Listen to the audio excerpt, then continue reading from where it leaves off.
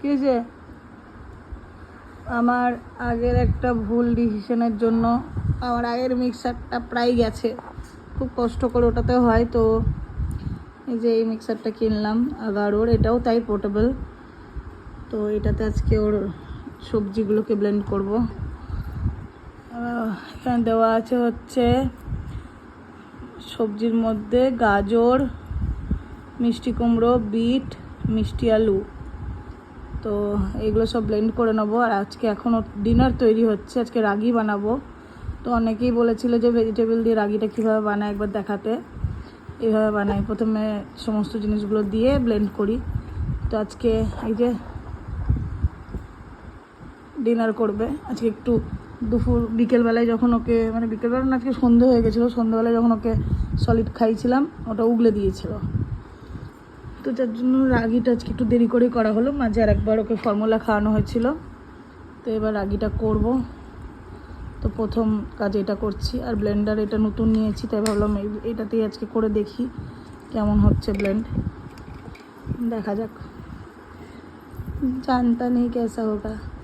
দুবার টিপতে হবে, একসাথে দুবার টিপতে হবে।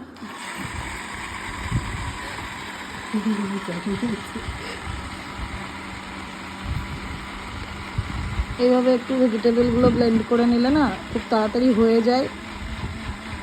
আর এই জলটাতেই আমি রাগিটা বানাবো। এই যে পুটি,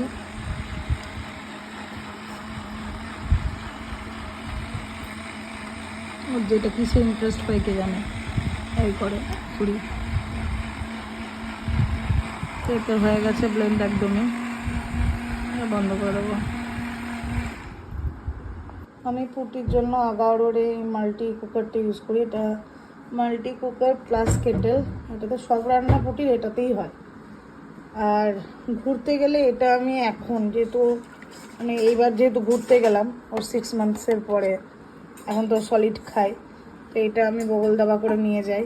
কেননা এটা না হলেও রান্নাবান্না আমি কোথায় করবো, কোন হোটেলে কাকে খোসামতি করবো, তো যার জন্য এটা আমি নিয়ে যাই। তো এইভাবে ওর ভেজিটেবল দিয়ে যে জুসের মতো করে নিলাম, সেটা আমি দিয়ে দিলাম প্রথমে হচ্ছে কুকারের মধ্যে। এবার এটা একটু ফুটুক, গরম হোক, তারপরে আমি দেখাচ্ছি যখন রাগি অ্যাড করব।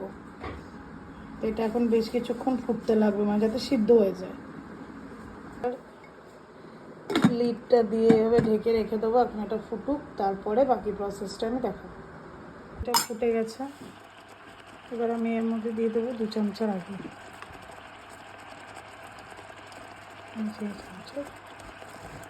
2 চামচা রাগি। এবার আমি ভিডিওটা আমাকে বন্ধ করতে হবে, কারণ এটা আমাকে এক্ষুনি সঙ্গে সঙ্গে পাকাতে হবে এরমভাবে, নাহলে এটা জমে যাবে। তো ভিডিও হাতে দিয়ে এটা পসিবল নয়, ভিডিওটা বন্ধ করে দেখাচ্ছি। এটা মিক্স করা হয়ে গেছে, একটু জল দেবো কারণ একটু বেশি টাইট হয়ে গেছে। একটু জল দিয়ে এটাকে নেড়ে নেবো।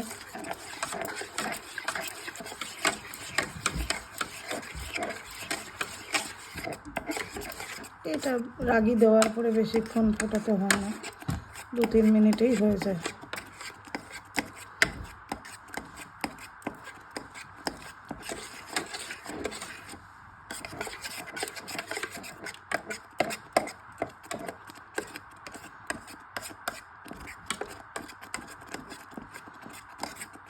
হয়ে এসছে প্রায়, তাহলে বাকি আছে ঘি দেওয়া।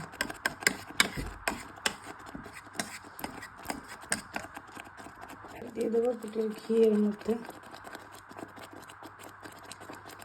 ঘিটা একদম নামানোর একটু আগে আগেই দেবো, তাতে ঘিয়ের স্মেলটাও থাকবে, বাচ্চা আমার খেয়েও নেবে রাত্রি।